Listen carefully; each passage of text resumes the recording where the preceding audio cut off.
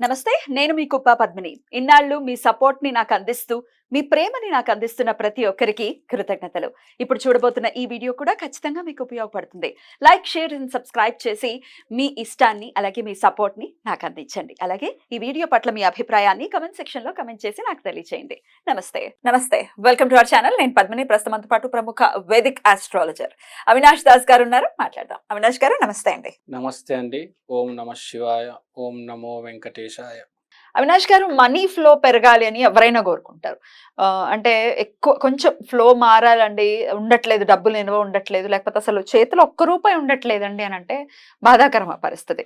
Money flow పెరగాలి అని అంటే ఎవరికైనా, అది బిజినెస్ వాళ్ళకైనా అనొచ్చు, లేకపోతే ఇంకెవరికైనా కూడా, జాబ్ చేసే వాళ్ళకైనా కూడా మనీ ఫ్లో పెరగాలని అంటే ఏం చేయాల్సి ఉంటుంది? ఏదైనా రెమెడీ ఉందా? ఉంది అండి. చాలా మంచి ప్రశ్న ఇది. మనీ ఫ్లో గురించి మాట్లాడదాం. మనీ ఫ్లో ప్రాబ్లమ్స్ ఎందుకు వస్తాయి అంటే, జనాలు ఫస్ట్ తప్పు ఏం చేస్తారంటే, క్యాష్ని కూడగట్టి అలానే ఉంచేసుకుంటారు. స్టాగ్నెంట్. ఇప్పుడు ఒక 5 లక్షలు ఉన్నాయి, దాని అలా స్టాగ్నెంట్గా ఉంచుకుంటారు, దాన్ని వాడరు. కనీసం దాన్ని ఫిక్స్డ్ డిపాజిట్ చేసి ఒక పక్కన తోసేరు. ఎంతో కొంత ఇంట్రెస్ట్ వస్తూ ఉంటుంది కదా ఫిక్స్డ్ చేస్తే, అది చెయ్యరు. ఇటు ఖర్చు పెట్టరు, అలా బ్లాక్ లో పెట్టేస్తారు మనీని. అట్లా ఉండకూడదా? అలా ఉండకూడదు. మీరు డబ్బులు ఉన్నాయి అంటే దాంతో ఏదైనా రొటేషన్ చేయాలి, లేకపోతే దాన్ని దాచేయాలి. అలా సేవింగ్స్ అకౌంట్లో మీరు 5 లక్షలు, ఒక 10 లక్షలు అలా ఉంచుకుంటే మీ మనీ మీరే చూడండి స్టాగ్నెంట్ చేసేసారు కదా.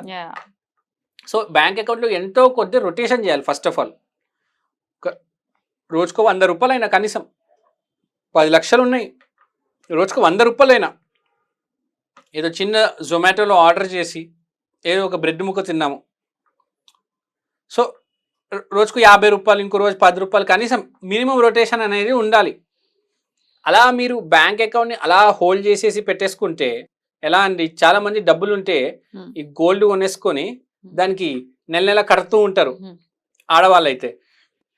అలా మగవాళ్ళు కొంతమంది ఈఎంఐలు కడుతూ ఉంటారు ఏదో బండికి. కానీ కొంతమంది అలా స్టాగ్నెంట్గా డబ్బులు ఉంచేస్తారండి. డబ్బుల్ని స్టాగ్నెంట్గా ఉంచకూడదు. ఇంకా ఏమంటారంటే జనాలు, మన వాళ్ళకి, మన చుట్టాలకి, అమ్మ నాన్న పిన్ని వరుసలు అన్నిటికీ వాళ్ళు కూడా పెట్టాలి. నువ్వు అలా డబ్బులు ఉంచేసుకొని జీవితాంతం వాళ్ళకి పెట్టకుండా ఉంటే దానికన్నా పెద్ద మహాపాపం లేదు.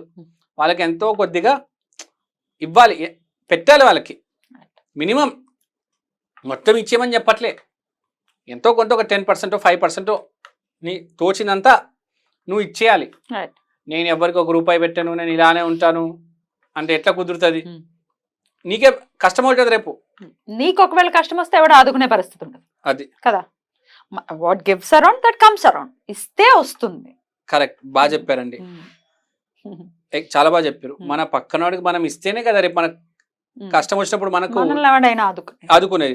వాడు కష్టంలో ఉన్నప్పుడు మీరు అలా పక్కన జరిగిపోతే, పక్కకు జరిగిపోయినా పర్లేదు, కొంతమంది అసలు భలే ఆనందిస్తారు, బాగా వచ్చింది వీడికి కష్టం అని చెప్పి అవాక్ అవుతున్నారా? ఇట్లాంటి వాళ్ళు చాలా మంది ఉన్నారు. వాడికి కావాల్సిందే, ఇంకా వాడి తప్పప్పులో ఏం చేస్తూ, ఇంకా వీడికి కావాల్సిందే, వీడికి మంచిగా వచ్చి మంచిగా అయింది.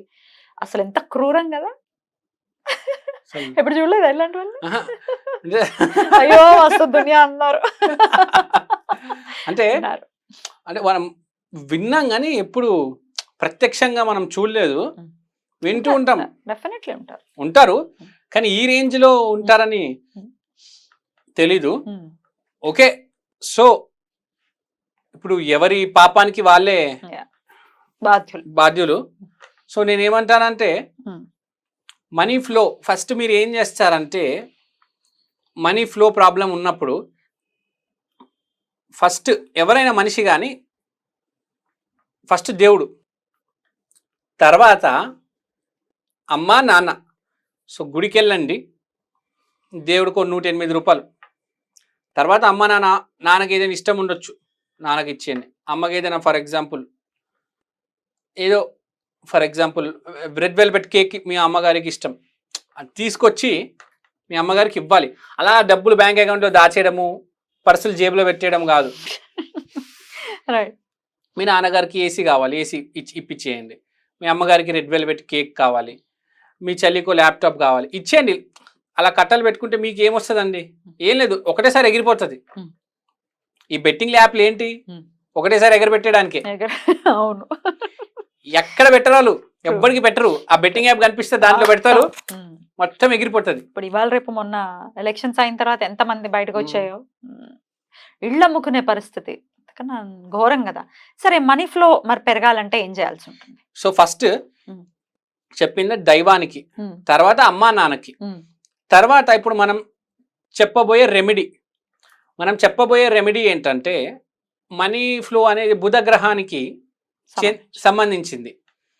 సో మనము బుధ గ్రహానికి చెందిన ఒక వ్యక్తి ఒక హిజ్రాని తీసుకొని, ఐ మీన్ వాళ్ళకి మనం గ్రీన్ కలర్ బ్యాంగిల్స్ డొనేట్ చేయాలి, ప్లస్ దాంతోపాటు కొంచెం మనీ ఇవ్వాలి. మనం ఇవాళ రేపు చూస్తూ ఉంటాం, షాప్స్ ఓపెన్ అయితే లేకపోతే చిన్నపిల్లలు పుడితే వాళ్ళే వచ్చి పూజ చేస్తారు. చాలా శ్రేష్టం, ఎందుకంటే వాళ్ళు బుధుడు, నపుంసక అది ఆ శక్తి వాళ్ళలో ఉంది, బుధ శక్తి. సో వాళ్ళు వచ్చి పూజ చేస్తే మన షాప్ బాగా రన్ అవుతుంది, మనీ ఫ్లో బాగా జరుగుతుంది, గిరాకీ బాగా వస్తుంది, షాప్ బాగా నడుస్తుంది, మనీ ఫ్లో ప్రాబ్లమ్స్ కూడా రావు. జనాలు విపరీతంగా సంపాదిస్తారండి ఈ మధ్య, పెద్ద పెద్ద జాబులు, పెద్ద పెద్ద వ్యాపారాలు, కానీ డబ్బులు ఏ రోజు సరిపోవు ఎవరికి. నేను చూస్తున్నా 30 ఏళ్ళు, అసలు 30 years బ్యాక్ చాలా తక్కువ శాలరీ కానీ అన్నీ సరిపోయేవి. ఇప్పుడు అలా లేదు, అందరికి అవే కష్టాలు. 100 కోట్లున్న ప్రాబ్లం ఉంటుంది వాడికి. 100 కోట్లున్నా కూడా దానికి ఎంత చెట్టుకి అంత గాలి అన్నట్టుగా దాని ప్రాబ్లం దానికి ఉంటది. వాడు ఒక 6 కోట్ల కారు కొనుక్కుంటాడు, దానికి ఈఎంఐ కట్టలేక ఏడుస్తాడు. సో ఈ మనీ ఫ్లో ప్రాబ్లమ్స్ లేకుండా అన్ని చాలా క్రిస్టల్ క్లియర్ గా వాటర్ లాగా మనీ ఫ్లో అవ్వాలంటే మన జీవితంలో మన చెప్పిన హిజ్రాకి బుధవారం రోజు ఎన్ని బ్యాంగిల్స్ ఇవ్వాలి? 5 బ్యాంగిల్స్ ఇవ్వండి, లేకపోతే 50 బ్యాంగిల్స్ ఇవ్వండి.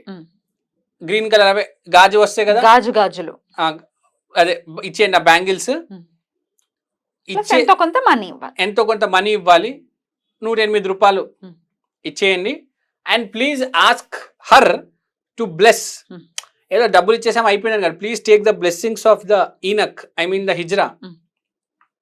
బ్లెస్సింగ్స్ తీసుకొని వాళ్ళని అడగండి, ప్లీజ్ మీ ప్రేయర్లో మా గురించి అడగండి, ప్లీజ్ మా షాప్కి మనీ ఫ్లో అవ్వాలి.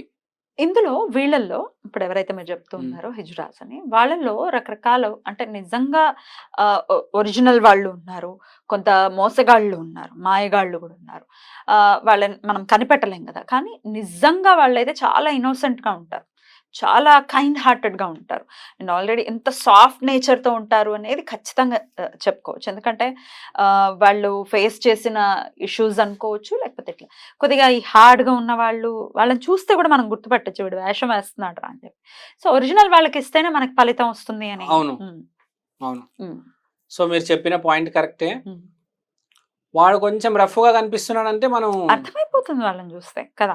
అవును, అదే నిజంగా న్యాచురల్ ఎవరైతే ఉంటారో వాళ్ళు చాలా సాఫ్ట్ గా, చాలా స్లోగా, చాలా ప్రేమగా మాట్లాడతారు. డెఫినెట్లీ ఎంత హ్యూమిలేషన్ చూసి ఉండాలి వాళ్ళ లైఫ్ లో, వాళ్ళు డెఫినెట్ గా వాళ్ళు చాలా సాఫ్ట్ నేచర్ ఉంటారు. సో అసలైన వాళ్ళకి ఇస్తే అసలు ఫలితం వస్తుంది. రైట్. సో ఒక్కసారైనా ఒక్కసారి ఇవ్వండి మీరు ప్రస్తుతం, తర్వాత మీకే అర్థమవుతుంది, నెక్స్ట్ టైం మీరే చేస్తారు. తప్పకుండా వాళ్ళు తక్కువ ఎక్కువ అని కాకుండా డెఫినెట్లీ మనకి ఈక్వల్ గా వాళ్ళ బ్లెస్సింగ్ తీసుకోమని చెప్తున్నారు. రైట్ అండి, బ్యూటిఫుల్ గా ఎక్స్ప్లెయిన్ చేశారు, కృతజ్ఞతలు. నమస్తే.